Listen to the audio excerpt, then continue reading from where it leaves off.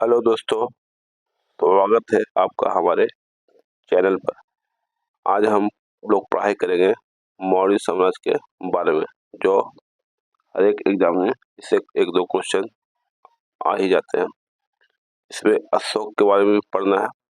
तो देखिए, पहला क्वेश्चन इसमें है, बृहद स्तर पर केंद्रित प्रथम भारतीय साम्राज्य स्थापित किया किसने? चंद्रगुप्त मौर्य के द्वारा।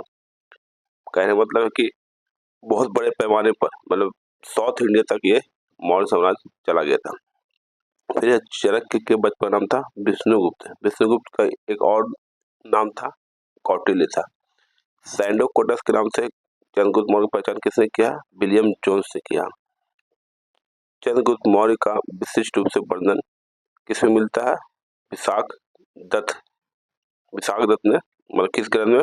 विशाख दत्त में।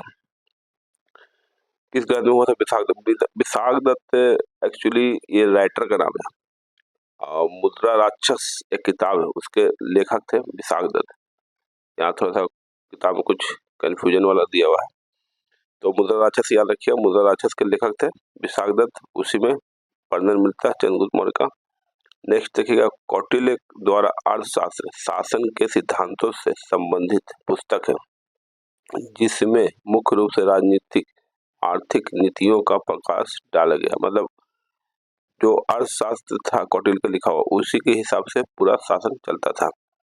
बुलंदी बाग नामक प्राचीन संस्थान है पाटलिपुत्र में। मैकियावेली के प्रसिद्ध ग्रंथ द प्रिंस की तुलना किससे की जाती है? कौटिल्य का अर्थशास्त्र। पाटलिपुत्र में स्थित चंद्रगुप्त का महल किसका बना था? लकड़ी का बना था। फिर आपका दिया हुआ है सेल्यूकस जिसे अलेक्जेंडर द्वारा सिंध एवं अफगानिस्तान का प्रशासक नियुक्त किया गया था, को किस भारतीय राजा ने पराजित किया? चंद्रगुप्त मौर्य ने किया था।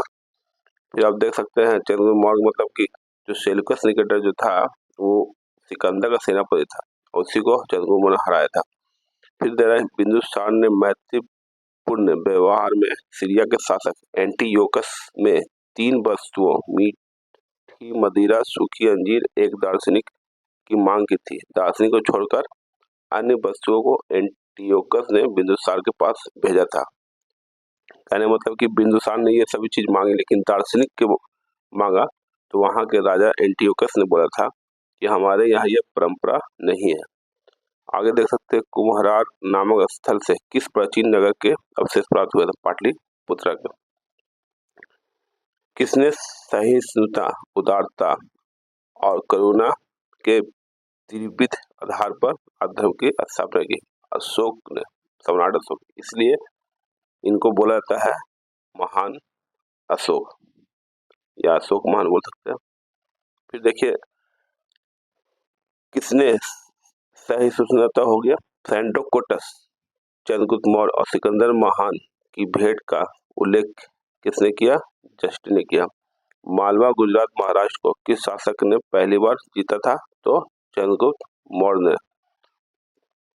नेक्स्ट आप इधर देखिए राइट साइड में, मौर्यकालीन तीर्थ, मतलब अधिकारी को उस टाइम में तीर्थ बोला जाता था। देखिए, मौर्य काल में सबसे उच्च स्तर के अधिकारी तीर्थ कहे जाते थे। इनकी कुल संख्या 18 थी। तो मंत्री पुरोहित जो होते थे किस विभाग के? अध्यक्ष होते थे, प्रधानमंत्री और प्रमुख धर्माधिकारी होते थे। युवराज किसको बोलते थे? राजा का उत्तराधिकारी। सन्निधाता राजकीय कोषागार का प्रधान अधिकारी। कोषाध्यक्ष ये मतलब खजाना का मालिक होता था। समाहर्ता कहते थे राजस्व विभाग का सर्वोच्च अधिकारी, वित्त मंत्री, समाहर्ता। आज भी बीपीएससी में एक समाहर्ता पोस्ट का वैकेंसी आता है, देखिएगा। 5वां है मंत्री परिषद अध्यक्ष, मंत्री परिषद का अध्यक्ष होता था। 6ठा में देखिए प्रतिष्ठा फौजदारी न्यायालय का न्यायाधीश, कमिश्नर। फिर व्यवहारिक जो होता था दीवानी न्यायालय का प्रमुख न्यायाधीश। आज भी देखिएगा कि बहुत सारे हर जिला में एक व्यवहारिक न्यायालय होता है। नायक देखिएगा सेना का संचालक, नगर रक्षा का अध्यक्ष। सेनापति जो था, सेना का अध्यक्ष आज भी होता है कैप्टन। फिर उसके बाद 10 नंबर अंतवर्षिक सम्राट का अंगरक्षक होता था, सेना का प्रधान अधिकारी होता था। 11वां है कर्मांतिक उद्योग धंधा एवं कारखानों का प्रधान निरीक्षक अध्यक्ष। फिर 12 नंबर देखिएगा प्रशासता, राजकीय आज्ञाओं को लिपिबद्ध करने और राजकोषीय दस्तावेजों को सुरक्षित रखने वाला। दंडपाल था, सैन्य सामग्रियों का प्रबंध करने वाला प्रमुख अधिकारी।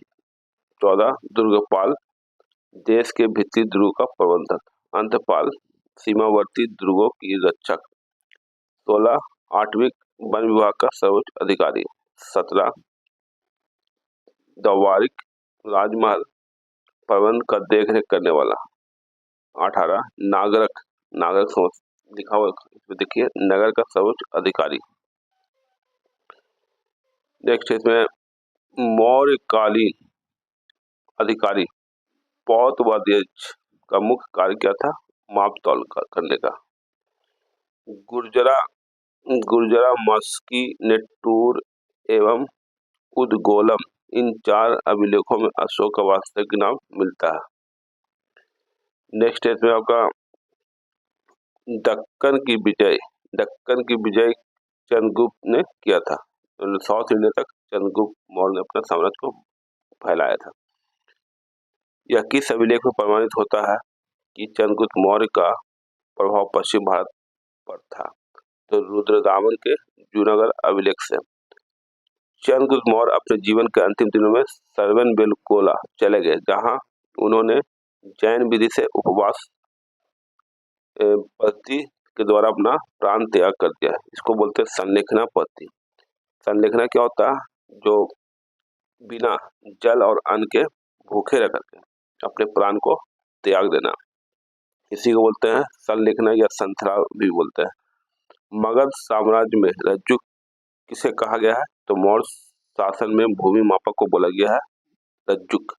ब्राह्मण लिपि की प्रथम पहचान किस पर उत्कीर्ण अक्षरों से की है? तो पत्थर की पट्टियों पर।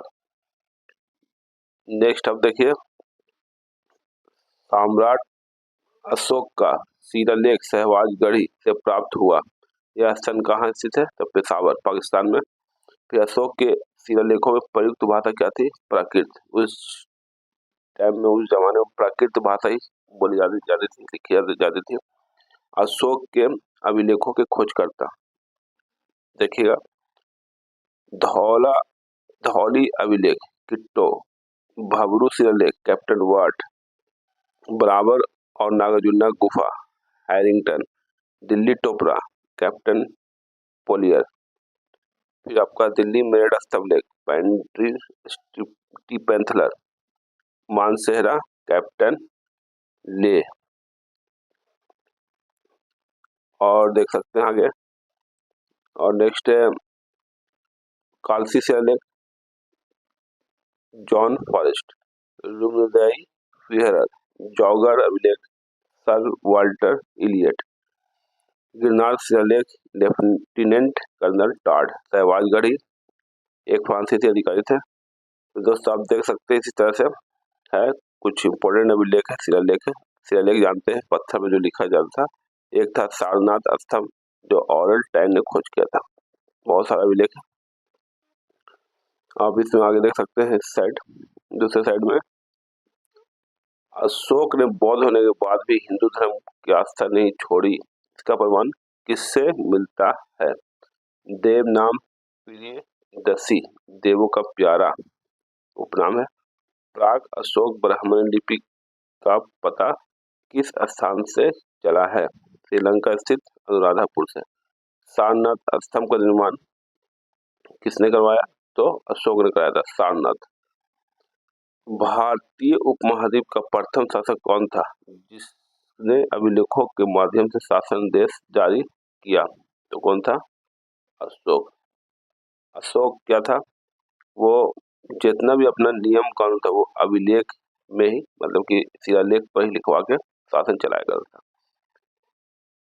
जिस अशोक ने स्वयं को मगध का सम्राट बताया किसमें? भब्रू स्तंभ राजस्थान में। ब्राह्मणी लिपि में लिखे अशोक के शिलालेखों को सर्वप्रथम किसने पढ़ा था? तो जेम्स प्रिंसप ने।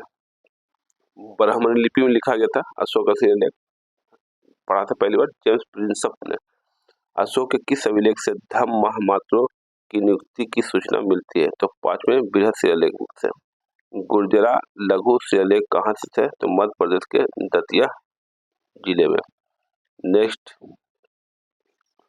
मौर्य काल में भूमि कर जो कि राज्य की आय का मुख्य स्रोत था, किस अधिकारी द्वारा एकत्रित किया जाता है? तो सीता अध्यक्ष। तो उस टाइम जो टैक्स को कलेक्ट कर रहा था भूमि कर, उसको बोलते थे सीता अध्यक्ष। फिर मध्य प्रदेश स्थित सांची के स्तूप का निर्माण किसने कराया था? अशोक। बहुत इंपॉर्टेंट क्वेश्चन है। सांची स्तूप बनाया गया था अशोक के द्वारा मध्य प्रदेश में। मौर्य राजवंश के शासकों के सुदूर देशों जैसे सीरिया एवं मिस्र के साथ राजकीय संबंध थे। विदेश से भी व्यापार उस टाइम होता था और संबंध भी अच्छे थे सीरिया और मिस्र के साथ। उत्तराखंड में सम्राट अशोक के शिलालेखों की एक प्रति किस स्थान से प्राप्त हुई है? तो कालसी से। नेक्स्ट आप देखिए, प्रसिद्ध यूनानी राजदूत मेगास्थनीज भारत में किसके दरबार में आया था? तो चंद्रगुप्त के दरबार में। मेगास्थनीज का एक पुस्तक भी है, आप जानते ही होंगे, इंडिका, और चंद्रगुप्त मौर्य के दरबार में आकर रहा था। यहाँ देखिए अधिकारी और विभाग है।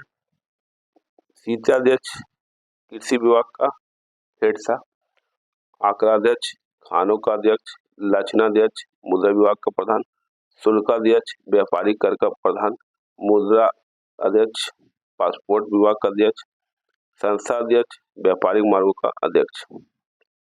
नेक्स्ट है आपका, मौर्य काल में व्यापारियों के संगठन को संभुत, समुत्थान और व्यवहारिक तथा व्यापारियों के नेता को सार्थवाह कहा जाता था।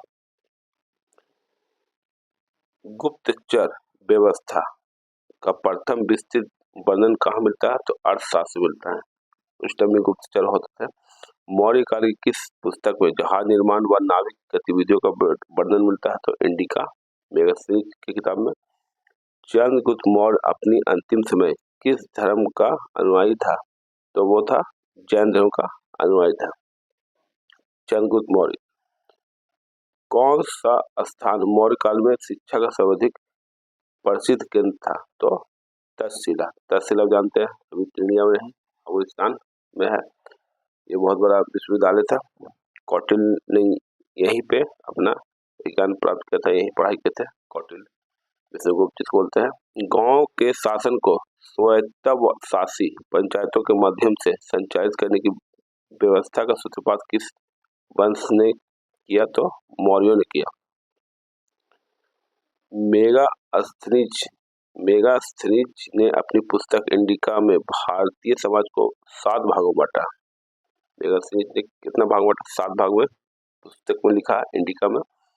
अशोक का समकालीन तुर्मय कहाँ का राजा था? तो मिस्र का। मिस्र के शासक टॉलेमी फिलाडेल्फस के साथ अशोक के राजनयिक संबंध थे, संभवतः इसी को तुर्मय कहा गया। चंद्रगुप्त मौर्य और अशोक दोनों का एक साथ उल्लेख किसके अभिलेख में किया गया है? तो महाक्षत्रप रुद्रदामन का जूनागढ़ अभिलेख। भाग एवं बलि किसके प्रमुख स्रोत थे? तो राजस्व के स्रोत थे भाग और बलि। गिरनार क्षेत्र में एक झील का निर्माण कराया गया, किसने कराया था? चंद्रगुप्त मौर्य के द्वारा कराया गया था। नेक्स्ट है, कौशाम्बी तथा प्रयाग के स्तंभों में अशोक की रानी कौरवाकी द्वारा दान दिए जाने का उल्लेख मिलता है।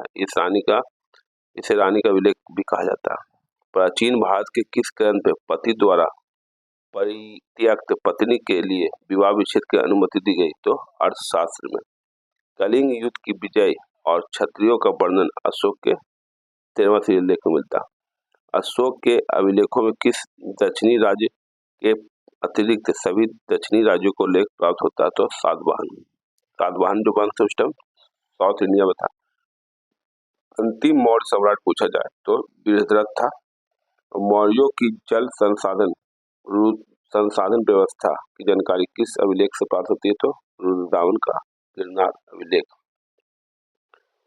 आगे है गिरनार अभिलेख। आगे है देखिए, ये अशोक का समकालीन मिस्र का राजा था, अलेक्जेंडर था। तो कहते हैं अलेक्जेंडर, है ना, उस टाइम शायद अलेक्जेंडर जैसे बोलता जाता है, इसको भी सिकंदर को भी बोला जाता है। आगे देखिए, आगे इसमें है नेक्स्ट में सेल्यूकस निकेटर, जिससे चंद्रगुप्त ने अफगानिस्तान प्राप्त किया था। कहाँ का शासक था? सीरिया, बेबीलोन का।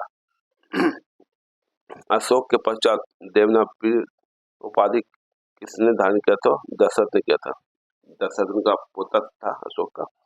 अशोक की उपाधियां क्या क्या है देख सकते हैं। अशोक को बोला गया है मास्कु लघु शिलालेख में, मास्की लघु शिलालेख में बोला गया अशोक को अशोक। देवनाम प्रियंस अशोक राजा, गुर्जरा लघु शिलालेख। अशोक मौर्य, रुद्रदामन का जूनागढ़ अभिलेख। प्रियदर्शी राजा बराबर गुहा लेख में मिलता है। प्रियदर्शी राजा मगध, भाबरू बैराट लघु शिलालेख। प्रियदर्शी राजा कंधार बृहत शिलालेख दीपवंश। अशोक वर्धन पुराण में मिलता है। राजा अशोक नेट्टूर लघु शिलालेख में। राजा अशोक देवनाप्रिय उद्गोलम लघु शिलालेख। फिर अशोक ने अपने पिता बिंदुसार के शासनकाल में किस क्षेत्र का विद्रोह का दमन किया था? तक्षशिला। जानते हैं बिंदुसार के पुत्र थे अशोक महान। अपने ऊपर आश्रित बच्चों एवं पत्नी की समुचित व्यवस्था किए बिना भिक्षु बनने वालों के लिए किसने दंड का प्रावधान किया था? कौटिल्य ने। खरुष्टी लिपि की उत्पत्ति किससे हुई? तो अरमाइक भाषा में। कौटिल्य किसके प्रधानमंत्री थे? तो चंद्रगुप्त मौर्य के थे। मौर्यों के पश्चात भारत की उत्तर पश्चिम सीमा पर किसका अधिकार था? तो बैक्ट्रियन शासकों का। फिर है मौर्य शासन व्यवस्था में रूपदर्शक नामक अधिकारी का कार्य क्या था? सिक्कों का परीक्षण। फिर है वह मौर्य राजा जो अमितघात के नाम से जाना जाता है। अमितघात किसको बोलते हैं? बिंदुसार को। मौर्य काल की मुद्रा देख सकते हैं। इस काल में चांदी तांबे के सिक्के का उल्लेख मिलता है। चांदी के सिक्के 4 प्रकार के थे, पन, अर्धपन, पाद, अष्टभाग। तांबे सिक्के 4 प्रकार थे, मासक, अर्धमासक, काकनी, अर्ध काकनी। अशोक ने अपने राज्याभिषेक के 8वें वर्ष 261 ईसा पूर्व कलिंग पर आक्रमण किया था। क्वेश्चन आता है कि कलिंग पर आक्रमण कब किया था? तो 261 ईसा पूर्व में, अपने राजा बनने के 8 वर्ष के बाद।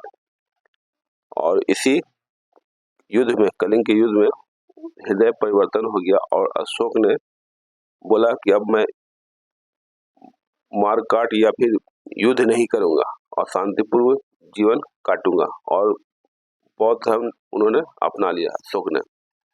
आगे आप देख सकते हैं मौर्योत्तर काल। मौर्योत्तर काल का मतलब मौर्य के बाद जो राजा हुए। सिमुक किस वंश का संस्थापक था? तो सातवाहन। सातवाहन वंश का स्थापना किसने किया था? सिमुक ने किया था। आंध्र के सातवाहन राजाओं की सबसे लंबी सूची किस पुराण में मिलती है? तो मत्स्य पुराण में मिलती है। सातवाहनों की राजधानी कहाँ स्थित थी? तो अमरावती। अमरावती कहाँ? आंध्र प्रदेश की राजधानी अभी है। सातवाहन काल का सर्वश्रेष्ठ शासक कौन था? तो गौतमीपुत्र सातकर्णी। गौतमीपुत्र सातकर्णी ने वेंकटक स्वामी की उपाधि धारण की तथा वेंकटक नामक नगर की स्थापना की। इससे वेदों का आश्रय कहा गया। नेक्स्ट है कुषाण शासक कनिष्क का राज्याभिषेक कब हुआ? 78 ईस्वी में हुआ था। शक संवत शुरुआत हुआ। जो भारत का जो कैलेंडर है यही शक संवत में चलता है। उत्तर और उत्तरी पश्चिमी भारत में सर्वाधिक संख्या में तांबे के सिक्कों किसने जारी किया? तो कुषाणों ने किया। कनिष्क जानते हैं कुषाण वंश का राजा था। विक्रम एवं शक संवत में कितने वर्षों का अंतर है? तो 135 वर्ष का। मौर्यों के बाद दक्षिण भारत में सबसे प्रतिभाशाली राज कौन था? तो सातवाहन था। दक्षिण भारत में सबसे प्रभावशाली मौर्य के बाद था सातवाहन। शुंग वंश के बाद किस वंश ने भारत पर राज किया? तो कण्व वंश ने। कनिष्क को किस चीनी जनरल ने पराजित किया? किसे किया था? पान चाओ ने किया था पराजित कनिष्क को। फिर नेक्स्ट आपका है, किस वंश के साम्राज्य की सीमाएं भारत के बाहर तक फैली थी? तो कुषाण वंश। एकदम पूरा अफगानिस्तान तक फैला हुआ था कुषाण वंश, एकदम इंडिया से बाहर तक। नेक्स्ट आप देखिए इधर इस साइड, विक्रम संवत कब से शुरुआत हुआ? 57 ईसा पूर्व। यहाँ देखिए आप, कनिष्क का राज्याभिषेक कब हुआ? तो शक संवत शुरुआत हुआ 78 ईस्वी। यहाँ आप देखिए विक्रम संवत शुरुआत हुआ था 57 ईसा पूर्व में। कलिंग नरेश खारवेल किस वंश के संबंधित है? तो चेदी वंश से। कलिंग नरेश खारवेल वही जो जहाँ पे अशोक ने हमला किया था कलिंग पर। कलिंग का अभिनय नाम क्या है? ओडिशा है। प्रथम ईरानी शासक कौन थे? तो डेरियस प्रथम। अफगानिस्तान में स्थित बामियान के लिए प्रसिद्ध था, बुद्ध की विशाल प्रतिमा के लिए। किसके सिक्कों पर मातृ देवी उमा का नाम मिलता है? तो कुषाण शासक। चतुर्भुजी विष्णु के सिक्के किसने चलाए? तो हुइस्क ने। बुद्ध का अंकन किसके सिक्कों मिलता है? तो कनिष्क के सिक्कों मिलता है बुद्ध का अंकन। कनिष्क जानते हैं बहुत ही बड़ा अनुयायी था बौद्ध धर्म का, महायान शाखा से। नेक्स्ट है, यौधेय सिक्कों पर किस देवता का चित्रांकन मिलता है? तो कार्तिकेय। भारतीय और यूनानी ग्रीक कला शैली के सम्मिश्रण को गांधार शैली के नाम से जाना जाता है। प्राचीन भारत में सर्वप्रथम सोने के सिक्के किसने जारी किए? तो कुषाणों ने किया था। मतलब बहुत बड़े पैमाने पर सोने के सिक्के जारी किए गए थे। कनिष्क का राजवैद्य कौन था? चरक। बहुत ही इंपॉर्टेंट क्वेश्चन है दोस्तों। कनिष्क किस संप्रदाय से संबंधित था? महायान बौद्ध, मतलब महायान शाखा को मानता था। एक हीनयान एक महायान, तो महायान से हो गया कनिष्क संबंधित। और आगे देखिए, किस राजवंश ने हत्या करके सत्ता हत्याई और जिसका अंत भी हत्या के द्वारा हुआ? शुंग वंश। आप याद कर सकते हैं, एक ट्रिक है हसीना माशुका के नाम से। हाथ से हरियक वंश आता है, फिर शिशुनाग वंश आता है, फिर नंद वंश आता है, फिर आपका मौर्य वंश आता है, फिर शुंग वंश आता है, फिर आपको कण्व वंश आता है।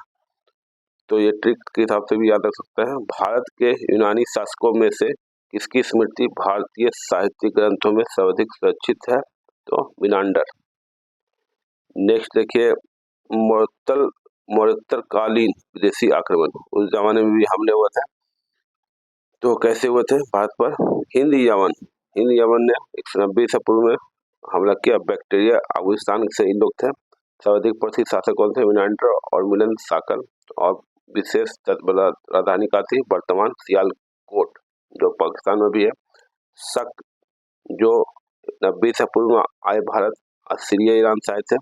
नहपान पश्चिमी भारत महाराष्ट्र में प्राप्त अभिलेखों तथा सातवाहन अभिलेखों में उल्लेख है। पार्थियाई पल्लव पहली सदी ईसा पूर्व, पार्थिया ईरान, गोंडोफर्निस, बेग्राम अफगानिस्तान में विशाल संख्या में इसके सिक्के मिले हैं।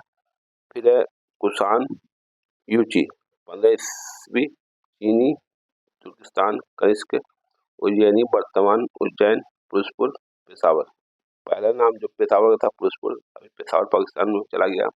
तो आक्रमणकारियों का क्रम देख सकते हैं। पहले हिंद यमन ने किया हमला, फिर शक ने किया, फिर पल्लव ने, फिर कुषाण ने किया।